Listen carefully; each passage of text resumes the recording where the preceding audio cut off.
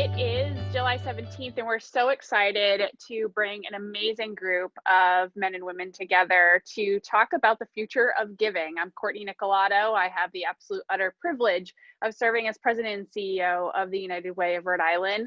Happy Friday, and thanks for being here.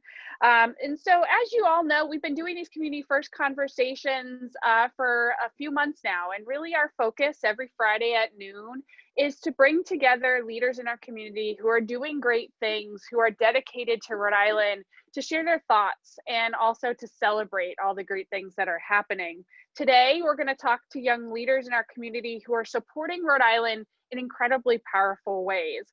I've asked them to come together to talk about why they give of their time, their talents, and their treasures. The reason I asked them to come together, in my opinion, is that the younger generation gets a bad rap, y'all. I really, truly feel like they do. But there's a myth out there that millennials and Gen X are not truly giving or supporting nonprofits like the generations before them did. That's not the case. That is completely false. And that the amazing generations of Americans that have given to us, we're grateful for, but millennials are giving. And giving at very high rates. 84% of millennials give. 70% of millennials have dedicated at least an hour of their time to nonprofit organizations. What I think is incredibly important and what you'll hear today is while they're giving and supporting, it just may look different. The causes may look different. The outcomes might look different, but they're giving and supporting and have an utter deep belief in making demonstrable change in our community. So today I have three rock stars joining me, and I'm excited to spend time with each and every one of them. And let me take a moment to introduce them. Chris Caccia, did I say that right, Chris? I've always just called you Chris. I've never said your last name. No, that was good. All right, cool. We're gonna go with that then. Yeah. He's the director of client partnerships at Back Pocket Resources. He's been in the technical recruiting space for 6 years. He specializes in business intelligence and cybersecurity. He is also, the company is based in Lincoln, Rhode Island, so a great Rhode Island company. He is going into his third year as a member of our Young Leaders Circle, which I will make sure he shares a little bit about them with you today. And he currently serves as vice chair. So Chris, thanks for joining us. And I have one question for every guest. Every week, I ask the same question to kind of get us started. And as you know, United Way, community first means everything that we do is got that community first lens. What decisions we make, what companies we work with, what partnerships we bring together. Community first is ingrained into every ounce of our being. So I ask you, what does community first mean to you? Yeah, well, first, thank you for having me, Cortney. Community first to me is everyone gets so caught up in their everyday, right? Their job, paying their bills, whatever it is they have. But if everyone just took the littlest bit of time and thinks, what can I do to give back to my community, or what am I passionate about that can help my community? And it can be something small, but if everybody does that one little thing, it can end up amounting to so much over time. And to me, looking at community first, that's kind of what it means to me. Love it. Little things go a long way, right? And consistently focusing on those things to make an impact in the community. And every voice matters and every voice counts, right? Next is Ashley Sanchez. She, upon graduation, she pursued a career at Bank of America and has been there ever since. She began working with the bank in 2008 and is now an assistant vice president, business control specialist, consumer, small business, and wealth management, client care. So clearly she's bored in her job. She does nothing. And what I love about Ashley is she is beyond a rock star in the business world, is also incredibly involved in the Latino community at Bank of America, and is also a member of executive committee of Women United. Ashley, I'm so glad, one, to see your face, and two, to have you here. And what does community first mean to you? Thank you. First, thank you for having me. I greatly appreciate the invitation. Community first. So I would definitely say putting the well-being of the people within our community and every community first. And how do we do that? It's definitely ensuring that everyone has access to basic needs and the same opportunities so that they can thrive successfully within their communities. So that's what it means to me. Thank you for having me. Oh my gosh, thanks for being here for sure. And last but certainly not least is a Team United member, Carolina Correa. She is a major gifts officer at United Way. She joined us in 2016 and worked in with our Young Leadership Circle as well, and also works with many of our donors. In her role, she works in our resource development department, working on a portfolio of donors to increase donations, and reach incredibly, I agree, in her bio it says aggressive goals, and that is aggressive goals, and because we got work to do, and also managed, as I mentioned, our Young Leaders Circle. Prior to joining United Way, she provided contract support for the United States Air Force Services Division, child and youth programs. She also, in 2009, became the first Latina National Youth of the Year for the Boys and Girls Club of America. She also sits on the board of Boys and Girls Club in Pawtucket. She holds a bachelor's degree in poli-sci and has been nationally recognized by CNN as one of its top 20 young people who rock. She does totally rock. And so, Carolina, what does Community First mean to you? Thanks, Cortney, for having me. So glad to see all the other people who are on here. I think for me, Community First has kind of always evolved, but I think at this stage of my life, it really means making helping easy for people. I think we constantly think about the people in need when we think about community, but we also need to think about the people that want to help. So I think I'm at a point in my life where I want to make helping easy, whether it's through donating, opportunities to volunteer, opportunities to educate people on what are the needs of our state and our most crucial problems. Awesome. I love it. And so to that point, I think making giving easy, but also thinking about what it and how it means to you. I want to ask each and every one of you, and maybe we'll start with Chris, because he's the lone male in the group. We got to give him a shot.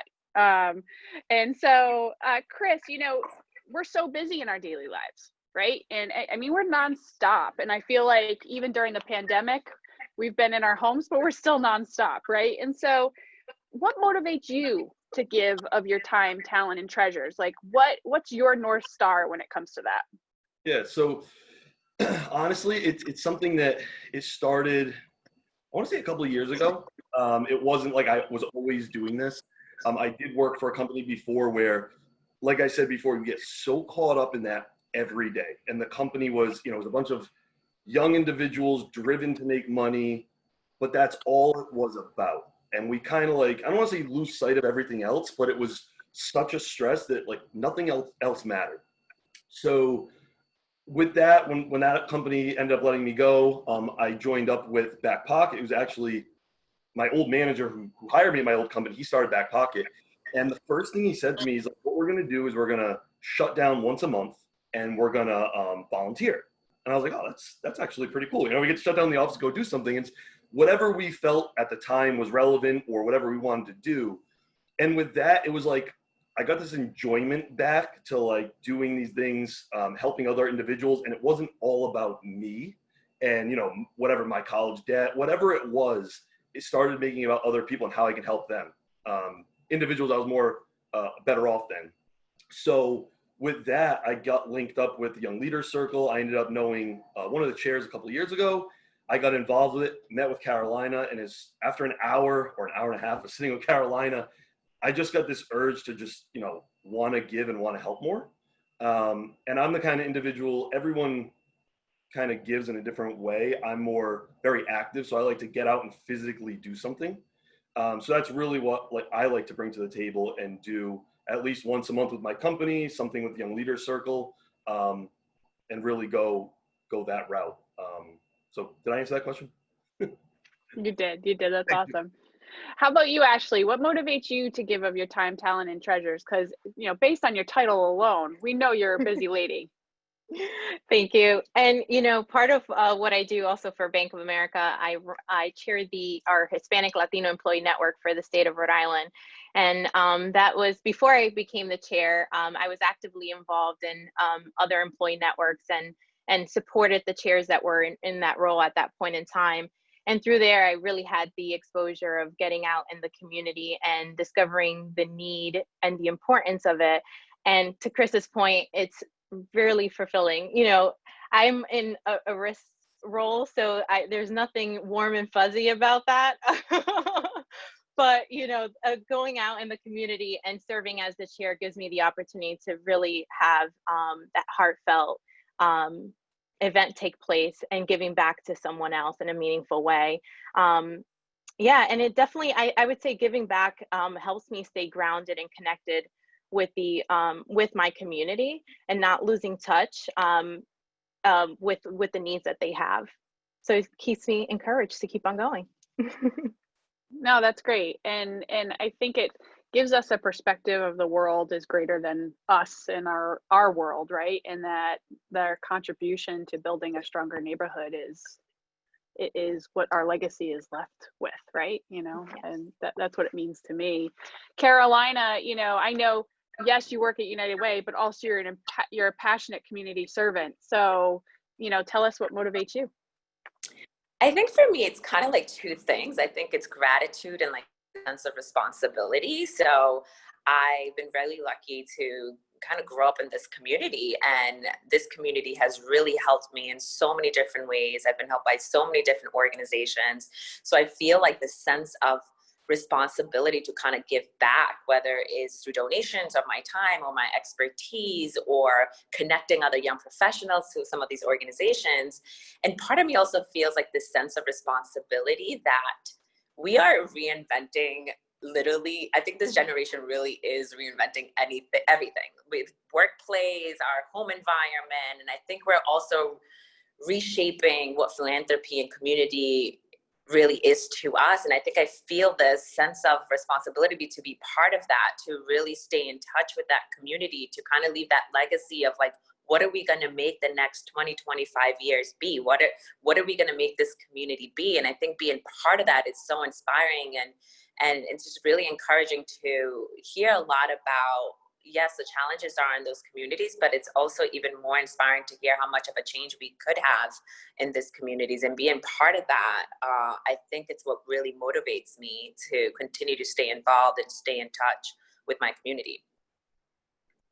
And I love the millennial, I'm a Gen Xer, but I love the millennial and Gen Z's can-do attitude, right? Like that you have a sense of responsibility to making an impact in changing the community. I think the younger generations have a deep appreciation for the singular voice in a community, right? And how and what that can do, you know? And so, you know, I'd love to hear from any of you guys, you know, what is your motivator above and beyond serving the community, but like, you know, what do you think, what inspires you right now? You know, what is the kind of key issues that are inspiring you right now?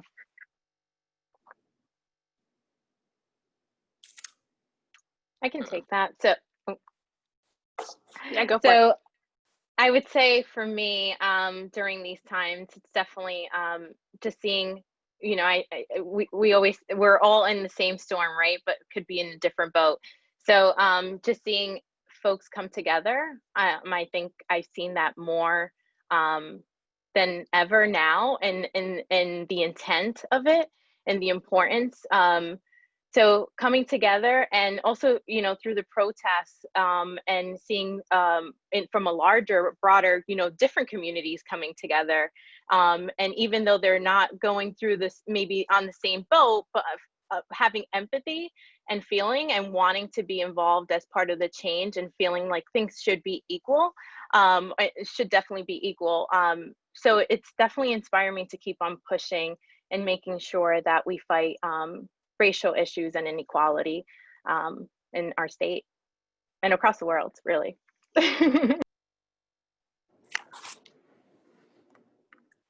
I would have to definitely agree with you, Ashley, on that. I think that one of the things that, especially around this time, it's very inspiring to know how how loud and clear our voices could really be when we all stick together, and how powerful we really are to either put a rally together or have a social media movement. It really just shows how much more of an impact we could have beyond just those financial dollars. How much of an impact we could really do in our communities and bringing people together.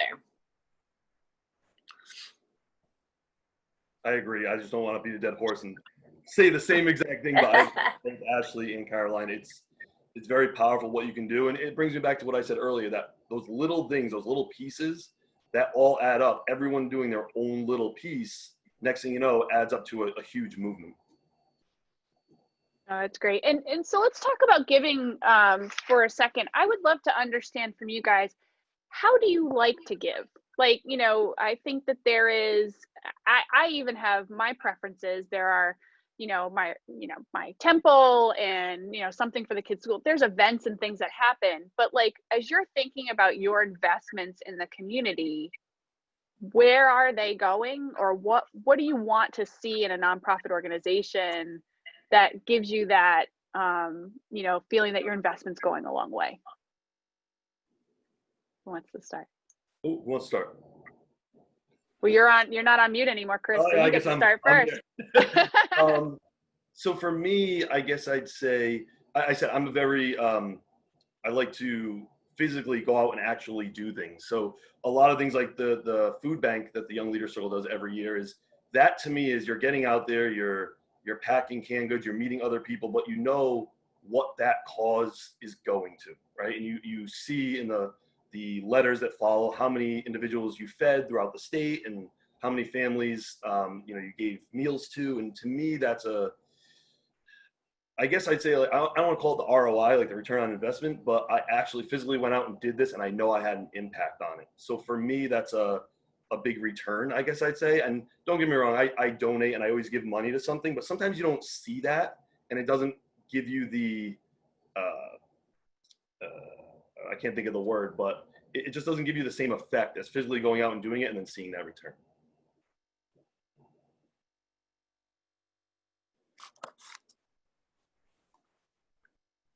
Carolina, how about you? What motivates you?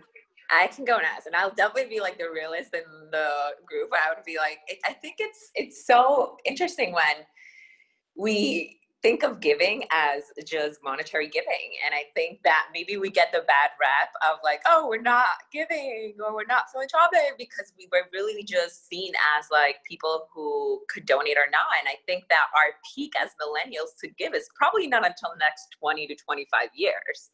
And I think that we offer so much more. And for me is, I get the satisfaction when I see Ashley or when I see Chris in really connecting people to mission-driven organizations where they kind of build that long-term relationship with an issue or an organization that probably runs so much deeper than that one donation that they'll give at an event. So for me, giving, it's kind of like that connecting people to critical issues. Money-wise, I'll say I'm a Netflix type of person. Like my financial donations, I like them month to month. I like the set it and forget it. I love giving out my expertise to different organizations that might not have access to those expertise or those access to information. I love sitting on boards. I learned so much about not just what they're doing as an organization, but really the communities where these organizations sit and support. So I feel like giving is such a large, you could give in so many different ways that when everybody asks me why and how do you like to give, I think there's so many different answers to that. But I think that expanding that scope of what giving is for us, it's so helpful. For me, I would say my favorite would be, I'm very hands-on. So I love volunteering my time and being out in the community. So that's my favorite, and I would say my top one. Second, definitely serving in a higher capacity with different nonprofits. So I know, as Cortney mentioned, I'm part of Women's United and serve on their executive committee. And they focus, which is very important to me, on childhood literacy. So that was one of the drivers for me to join. Not only do I get to connect with, our membership is about almost 170 women in the state of Rhode Island, and I have the privilege of connecting with them and doing this work together with them. So definitely serving in a higher capacity so that our voice could get, so that my voice could get heard, and I can move change forward. Another organization that I serve is in the Economic Progress Institute.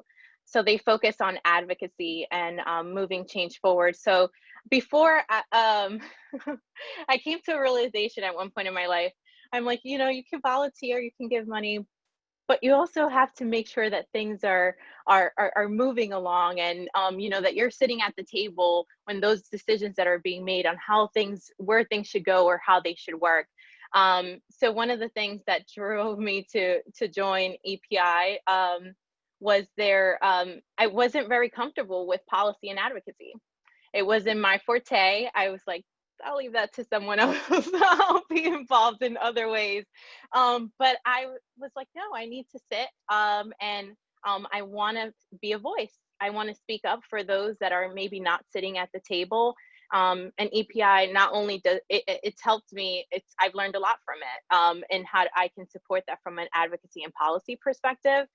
And then finances, I would be my third. Kind of like Caroline, I'm a reoccurring take it out of my paycheck person, but I'm really big on the 70, 20, 10% rule. I am, you know, I'm grateful for what I have. And I want to share it. And I have a responsibility to as well.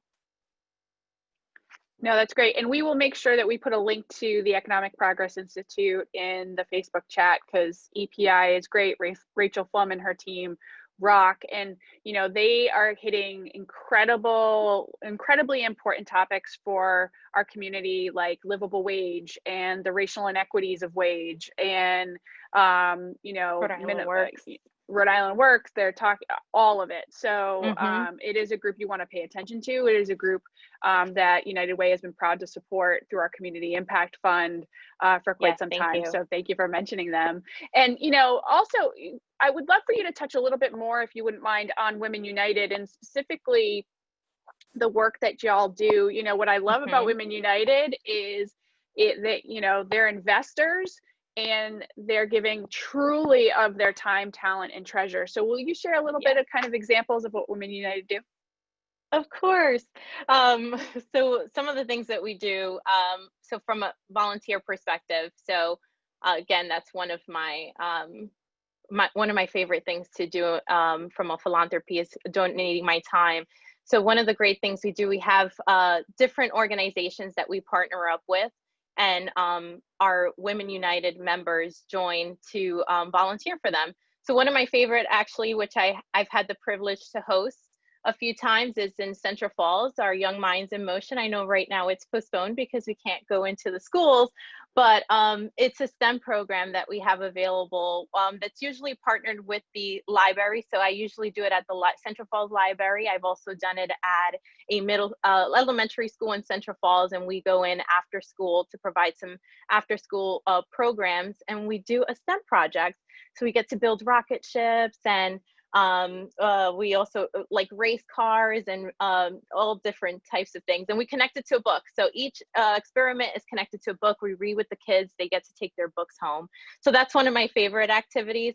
But to your point, we also we all contribute financially to this cause, and we have conversations, and we understand what our community needs and where those investments are needed, and put our money there. And one of the things, well, I know, like Summer Learning. So we're one of the biggest sponsors for Summer Learning Initiative this year. So that's amazing for us, especially because of where we are. A lot of kids wouldn't have the opportunity to have access to education during the summer, which is extremely important. So it's nice to be with a group of women that are driven by the same things, that want the same things, and we're getting it done. And might I note, host the best pocketbook auction in the land. So Yes. ladies, I agree with that. I totally agree with that. next June, Yeah. you need to be there. Chris, and we don't discriminate. You could also go and win a purse for your wife. That works. That works. I'll do that. We had a gentleman last year win, so absolutely. So if you are interested in Women United, go to our website. We'll also put the link in our Facebook page, but Women United is amazing. If you do give through your workplace campaign, you are eligible to join Women United. That's how I am a member of Women United. That's how Ashley's member of Women United. So definitely check it out. Chris, let's talk about young leaders. Tell us about the Young Leaders Circle, which, by the way, I'd like to say, because it's a braggable moment, we are the largest young leaders organization in the state. So, we rock. So tell us more about it, Chris. Yeah. So the Young Leaders Circle is an affinity group, a group of, again, young professionals across the state who share a common interest in philanthropy, whether it be donating, whether it be physically going out there and giving. Our main goal, I would say, is to familiarize other young professionals throughout the state with United Way's different things that they're doing, right? So I think the goal in it is, as we work through the Young Leaders Circle and I guess I'd say move on, I don't like to say that, but move on, we're getting the young generation more involved. And like I said, familiarizing them with United Way's different groups and different things that they're doing. So again, it doesn't get lost. Like you said in the beginning, millennials, we get a bad rap for not maybe donating as much to the nonprofit, and we want to try to pass that on and continue that. Everyone bringing different ideas as we grow as a group. Every fiscal year, we have great ideas coming to the table, and we try to capitalize on those as much as we can. And I love to see the ideas from different individuals and what they're passionate about and what they can bring to the table. And Chris, will you share a little bit about the other great event, The Night is Young, and what we do every April? Yeah, The Night is Young. Unfortunately, this year we didn't have it because of the quarantine, but we're figuring it out for next year. The Night is Young, again, is a great event where young professionals, you don't have to be part of the YLC, but you can join. We get together. It's a night of, dress to impress, a different night of silent auctions. We have a lot of giveaways, and all those donations go to a specific cause. So last year, I believe it was summer learning. This year, I'm not sure specifically what we're going to be raising the funds for, but it's like a time for everyone to get together for the same cause, have a good time, and donate money.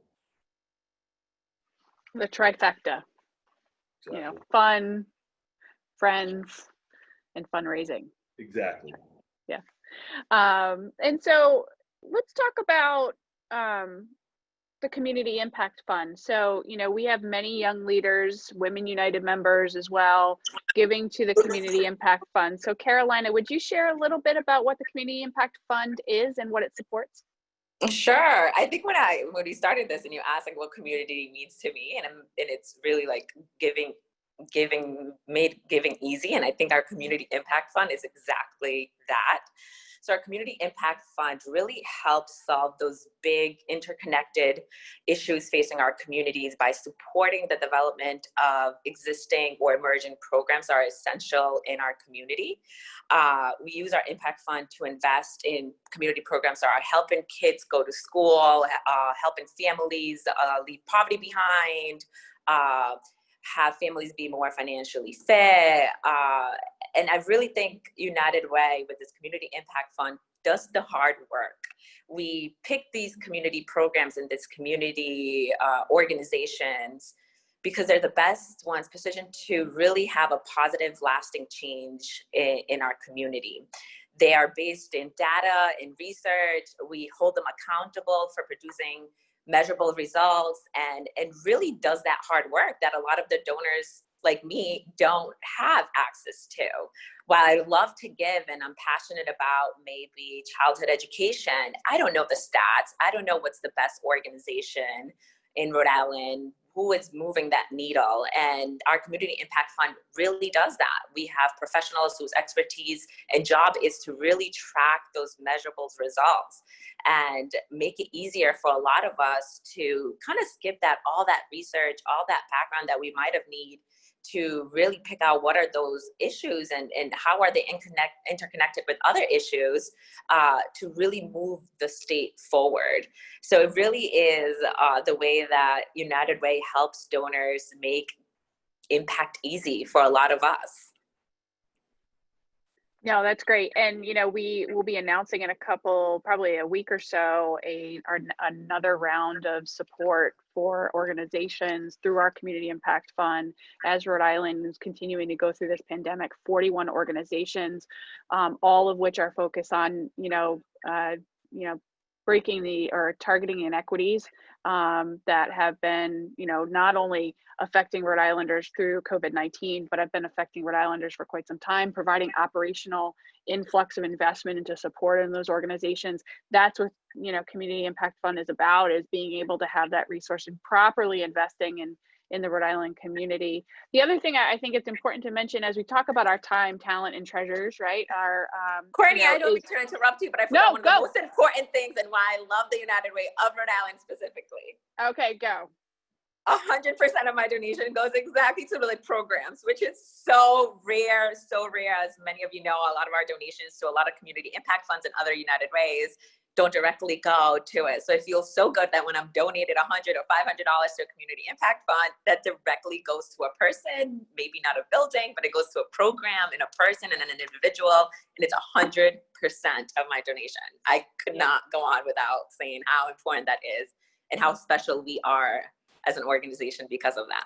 Sorry. No, it's a great point, and we're one of the only United Ways in the country that have the ability to say that due to a trust that was bestowed upon us by Royal Little, who is the founder of Textron in the 1930s. So it's amazing that our Community Impact Fund, those dollars that come in, agreed 100% goes out into the community. That's a powerful statement that we're very blessed to be able to say. So thank you for that. The other thing I want to make sure we mentioned is our volunteering. We've been talking a lot today about volunteering.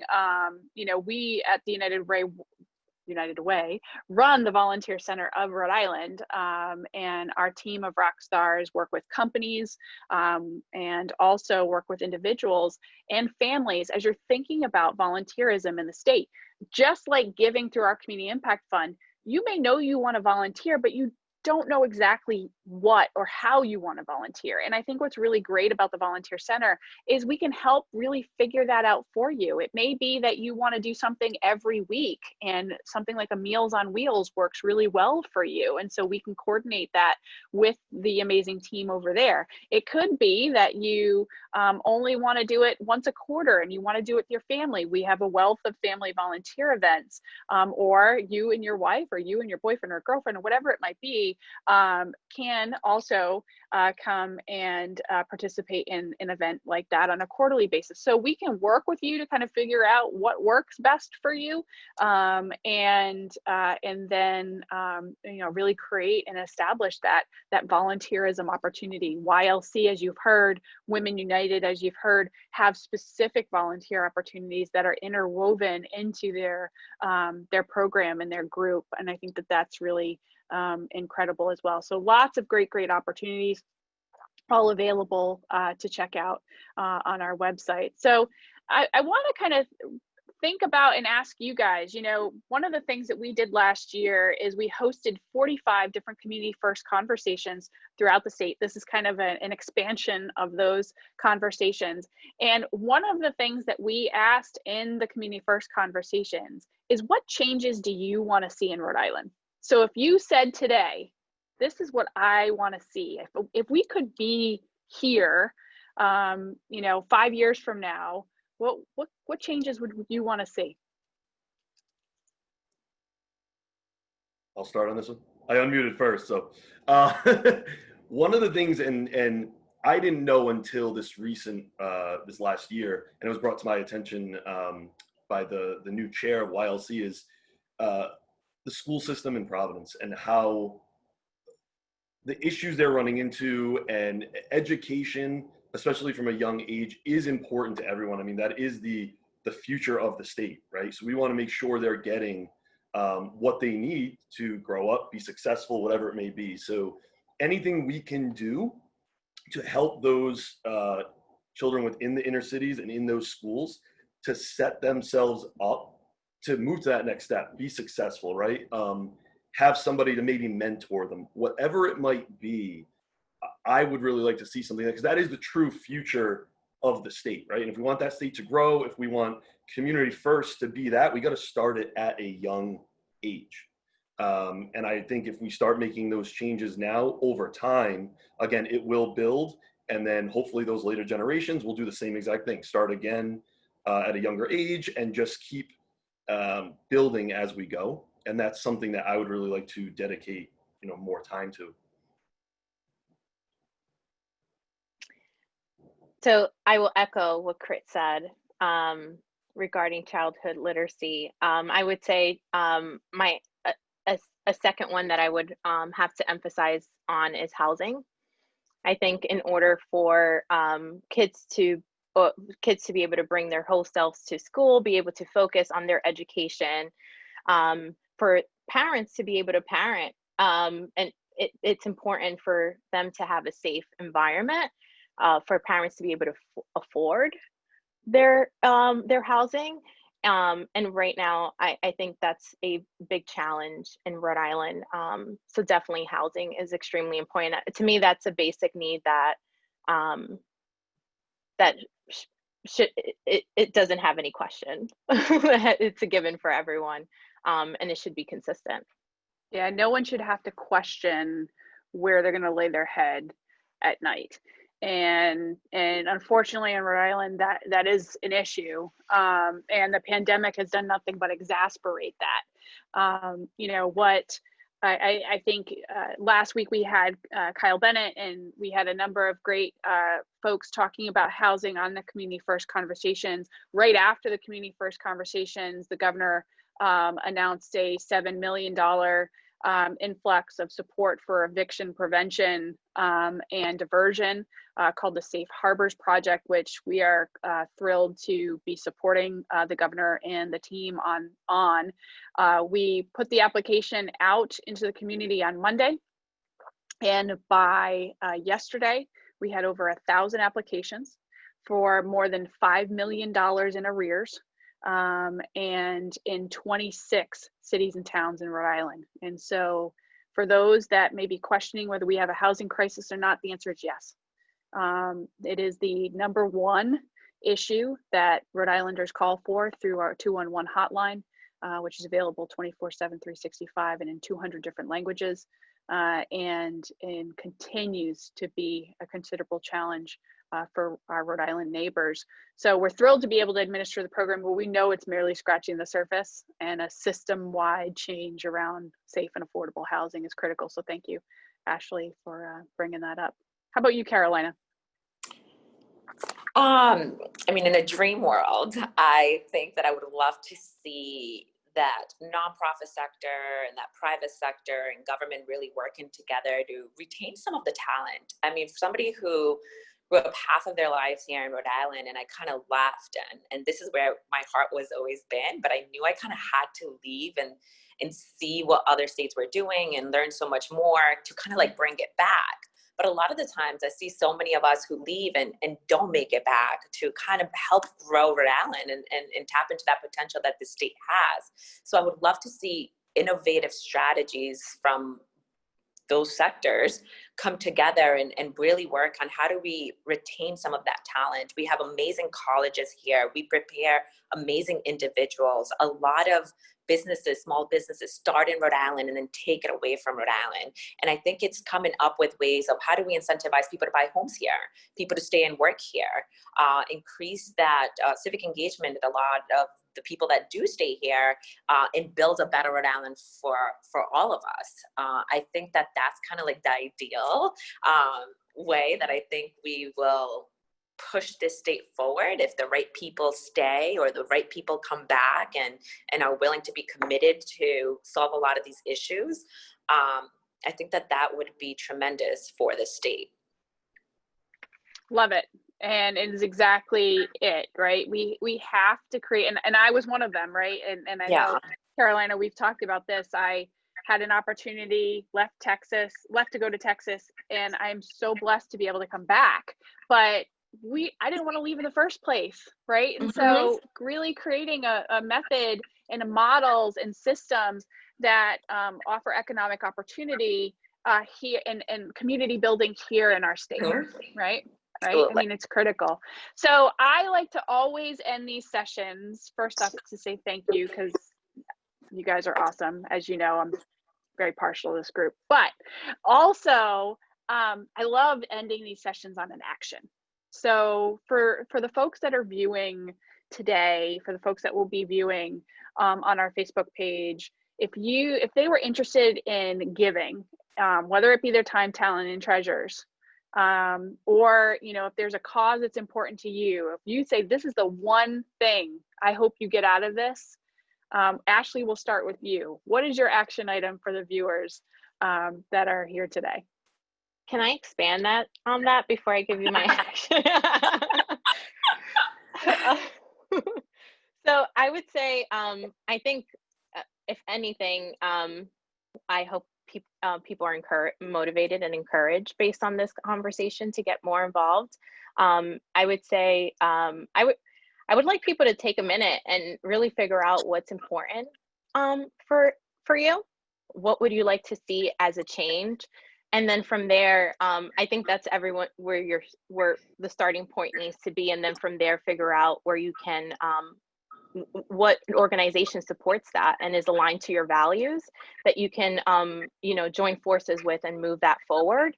I would say if there is a takeaway, again, I am a Women United member, and I love the work that they do. And not only do I feel like I'm giving back to my community, but also the group of women that I'm around. I'm constantly learning from them, and I hope that I give them as much value as they give to me every time I connect with them, as well as the Economic Progress Institute. I would highly suggest, tapping into their website, looking at all the great work that they're doing, volunteering your time if you have it, but also just being informed and seeing how you can, from your home, be of support to move some of these changes forward. Great. Carolina, I'll put you up next. Sure. I think for me is do it, take action now. You just heard Women United. You just heard YLC, like sign up now. We have everything on our fingertips, literally. It's doing a Google search, sign up. I think it's really taking that first step. There is so many opportunities out there, but like anything else in life, you really just have to go and just do it. For me, the takeaway is you're going to be helped so much more than you think you're helping others. I've grown so much from all the opportunities that I've had in helping others that it's a great way to really work on that development of yourself professionally, personally. So do it. Just literally just do it. Sign up, make a call. Don't be afraid if you don't know an organization. Don't be afraid to give a call to someone, ask what it's all about. You now have links, hopefully we'll be providing for groups that you could sign up. If you want to donate money, it's the fundraiser in me, please go to our website. Anything helps. And I think that when you have access to make change in the community, it's your responsibility to do so. I love it. And I love the point that you made, Carolina, about calling an organization. So if you see something that's meaningful to you, you see an organization on, on in an article or in your neighborhood, and you want to learn more about it, call them, send them an email, fill out a contact form on their website, learn. DM them, send them a tweet, whatever you want. Whatever. But and to Carolina's point and Ashley's too, you will get more out of this than even they will, and they'll get a lot, so thank you. Chris, how about you? For me, I would say, help be part of the solution. A lot of people like to sit back and, as we call it, Monday morning quarterback, right? But everyone has a voice. Go in there. If you want something to happen, go in there and do it. Whatever it might be, whatever you're passionate about, pick something, go at it. And like I said, really help be part of that solution. for a takeaway, I think, hearing Ashley, hearing Carolina, myself, all of us are more than happy to help anyone that has questions. If you have a question with YLC, you don't know how to get involved, shoot me a message, email me, anybody who's YLC. That's how I got involved in it. A friend of mine, I just happened to see it and I shot her a message, and that's how Carolina and I got connected. The feeling you'll get from helping, volunteering, meeting these people that are so passionate about what they do, in my opinion, will be any amount of money you'll ever make or anything like that. Knowing you're actually helping someone and helping make their life better is the biggest piece for me. And I think, like I said, take action, call one of us, do something, and that's the takeaway for me. I love it. Thank you. And what I love, I get to be surrounded by folks each and every day, like these individuals, and be empowered and be motivated to give back to the community. And so you've gotten a 45-minute snippet of what I am so grateful to be able to get to experience every day, because this is what Rhode Island is truly all about. It is about strengthening our state. It is about being able to do that collectively, and it requires each and every one of us to participate. So whether it is being giving of your time, talent, and treasures, whether that is registering to vote and participating in the voting process, whether that is completing your survey or your census for this year, it all matters. Participate in a protest, whatever is important to you, participate. And so guys, thank you so much for your time. Thank you for everything you do for not only the United Way, but for the community. We're so grateful to have you. You'll see, folks, that please share this Facebook link with a young leader in your family and your community that is interested in giving back and learning more. Please share and share alike. And then also, if you want to learn more, the links have been provided, but also you can reach out to on our website at Live United RI. That is also our Twitter and our Facebook handle. There's lots of great information that continues to come in via those channels to learn more about what's happening at the United Way. And specifically, there are groups for the Young Leaders Circle, Women United, and others to learn more about as well. And then last but not least, next week we'll be talking about health equity zones. So we heard and spoke about racial injustices and racial equity challenges here on our call today. And that is a critical work, not only of the United Way, but of the state. In the Department of Health, they have what's called health equity zones. It's really insightful. There's lots of great insights as to what type of impact that is making in individual communities throughout the state. And so we'll have Anna Noves, who is the leader over at the DOH, specifically in these programs, as the deputy director over there. And then we'll have a number of additional folks joining us as well. So ladies and gentlemen, thank you so much for your time. Thanks for being here, and happy Friday.